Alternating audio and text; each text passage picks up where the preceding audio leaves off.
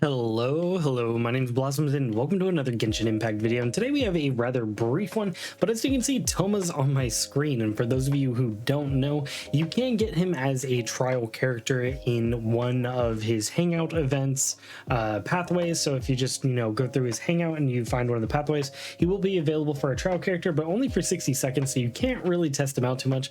There is a way to basically kind of glitch out the game to where you can, then take him other places. But I didn't really want to deal with that, but I was really excited to be able to see his talents and how they scaled and all of that. So today, that's what we're going to be going over. We're going to be going over his talents and how they scale and how good I think he is. But before we do, don't forget to leave a like and subscribe to the channel if you haven't already. It helps me out a lot and I appreciate it. And if you want to see more discussion videos kind of like this, or previews, or build videos, we have all of those on the channel. So without further ado, let's talk about Thoma. So first of all, we'll go ahead and look at his talents here. The normal attacks and plunge attack, nothing special going on here, but the E skill is essentially he does a little bit of AoE pyro damage and summons a shield. He also applies pyro to himself, which is kind of interesting. Seems kind of pointless, but whatever. He also has his shield scale off of his max HP here, and it absorbs pyro more efficiently, and then when a new blazing barrier is obtained, the remaining damage absorption of the existing blazing barrier will stack and its duration will be refreshed. Of course, there is a maximum to this, otherwise that would just get way too busted. So let's see how this scales. At least at level 11 here, it does some pretty solid skill damage, not going to lie. That's not too bad. And then the shield absorption of the initial shield here is 13.7%. And the way he is seeming to scale here isn't too bad. He's got 22k at level 88 here. It seems like maybe they have like an HP percent like Goblet and an attack percent Sam's is kind of how they seem to have been building him here, from what I can tell, because we don't have like a pyro goblet or anything. So from what I can tell, we can at least be getting him to the 22k range easily, and I'm sure with some good substats we could probably push to the 30k range. So with that said, there's also a maximum on that barrier if you refresh it. We'll go over how you refresh it in just a second. The duration is only 8 seconds, which is relatively low, especially when the cooldown here is 15 seconds.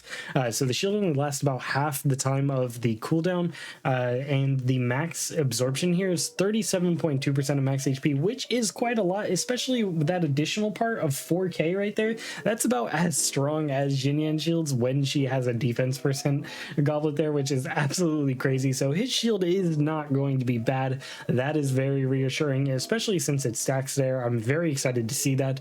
One thing here, as I mentioned, is the shield duration is low. So the way you're going to be circumventing that is his elemental burst, Crimson or Yoroi. Thoma spins his polearm, slicing at his foes with the roaring flames that deal AoE pyro damage and weave themselves into a scorching or Yoroi. And the way this works is basically he's Pyro Sho, casts his elemental burst, and then normal attacks will trigger a fiery collapse dealing AoE pyro damage and summoning a blazing barrier. So that summons another blazing barrier, which stacks with the E skill blazing barrier up to that said maximum there. So basically your normal attacks for a duration of 15 seconds will be reapplying that shield, and the shield has the same duration here, and this has a cooldown of 20 seconds and a high energy cost, of course. Otherwise you just have constant barriers there, which I still think you're going to be able to do if you build him right, and we'll talk about that as well in this video. Notice the fiery collapse doesn't do too much damage. I feel like if it did a ton of damage, he'd be absolutely broken. I wonder how much we're going to be able to scale this. I'm very interested to see just how much that is going to be doing when he's going to be built correctly. As I said in my video, thinking that Thoma is going to be a must pull, I still think he's going to be. His shield strength is going to be super strong, and he seems like he's going to be scaling pretty darn well from what I can tell. We also get a look at his passive talents here, the first one being Imbricated Armor. When your current active character obtains or refreshes a blazing barrier, this character's shield strength will increase by 5% for 6 seconds. So not only does his shield scale pretty well, he gains free shield strength whenever a blazing barrier refreshes, and it has a max of 5 stacks, meaning you get 25% shield strength for free with its passive. And you can imagine when you start stacking that with something like the tenacity and the millisecond, these shields are not going to be a joke. These shields are going to be probably pretty darn crazy because they're pretty good at base. Then you have this passive, and then if you stack something like tenacity of the millith, which is going to work off the field like it says in its 4-piece set bonus there, he's not going to be a joke. These shields are going to be protecting you. He also has this passive talent, Flaming Assault here, where damage dealt by Crimson no Yoroi's fiery collapse is increased by 2.2% of Thoma's max HP. This isn't a huge amount, but this is still pretty solid. I would have liked to see this a little bit higher, but that would have been a bunch of damage as well. I'm really interested to see just how strong this fiery collapse damage is going to be once it's scaling off max HP, and he has something like a Pyro damage goblet. But these shields so far are extremely impressive. He also has this other passive talent, is that when you fish successfully in Inazuma, Thoma helps grant a 20% chance of scoring a double catch, which is pretty nice, you know, for fishing. Those of you still farming out the catch or going for the other goodies, that's just kind of nice. It only works in Inazuma though, which kind of sucks, so it makes me feel like they're probably going to put it on other characters in the future as well. Now, if you didn't think that was juicy enough, these constellations don't play around either.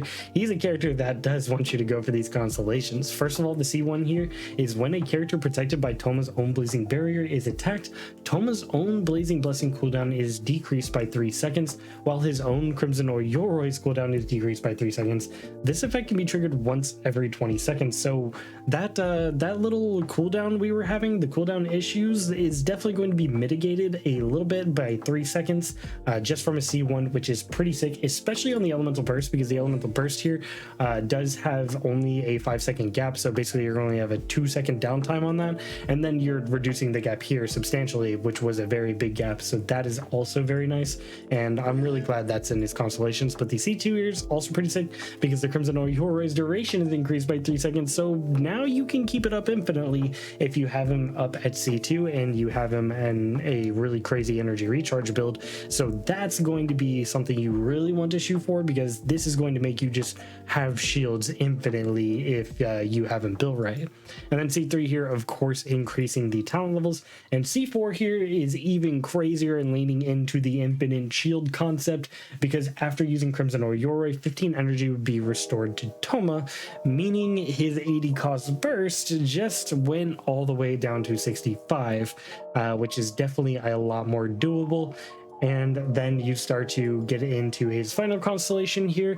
When a blazing barrier is obtained or refreshed, the damage dealt by all party members, normal charge and plunging attacks is increased by 15% for 6 seconds. This is actually really cool, especially since you're going to be normal attacking anyway. You're getting extra damage, and this doesn't seem to have some sort of cooldown. It lasts for 6 seconds, but these fiery collapses are just going to keep going. So that's actually pretty sick. He's going to be fortifying your team basically infinitely if you have these constellations with his shields. And he's also going to be giving you some extra damage and pyro application. As I said, this is going to be a must pull 4-star. Thoma is looking correct. Now, briefly, I want to talk about artifacts on Thoma here. They have him on a 4-piece Noblesse Oblige, which I don't think is actually a bad set. I think that's totally fine. But as I said earlier, you could probably imagine how crazy this guy could get if you put him on a 4-piece Tenacity of the Millith, where not only is he going to be constantly giving your team that 20% attack buff, he's also going to be increasing their shield strength by 30% all of the time, which is really good, especially since this can be triggered off the field and this gives an HP increase. This is actually a really good set for Thoma, and he's going to be stacked with the Tenacity of the Millith set.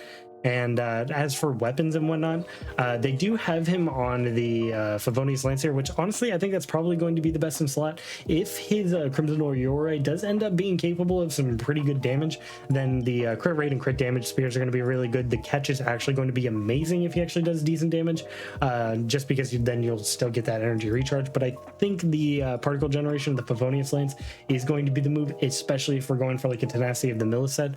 Otherwise, if you're going for like a damage Thoma, then maybe something like the catch and then the Emblem of Severed Fates, that would be really cool. The Keytane Cross Spear is also not going to be bad, but I do think the Favonius Lance is actually going to be a best in slot for him, other than, you know, of course, maybe some 5-stars like the Staff of Homa.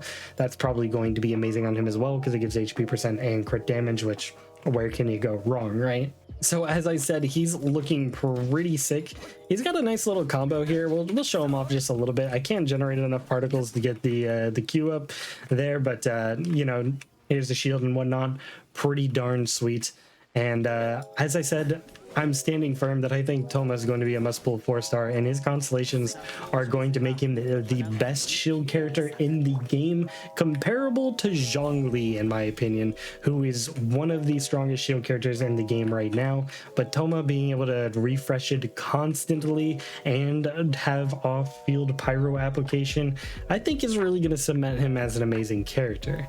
But anyway, that's going to be it for the video. Hope you guys enjoyed this. As I said, I think Thoma is going to be amazing, and I'm even more excited for him now. Let me know what you guys think in the comment section below. But other than that, that's going to be it for me. I hope you guys have a fantastic rest of your day. My name is Blossums, and I'll catch you guys in the next one. Peace.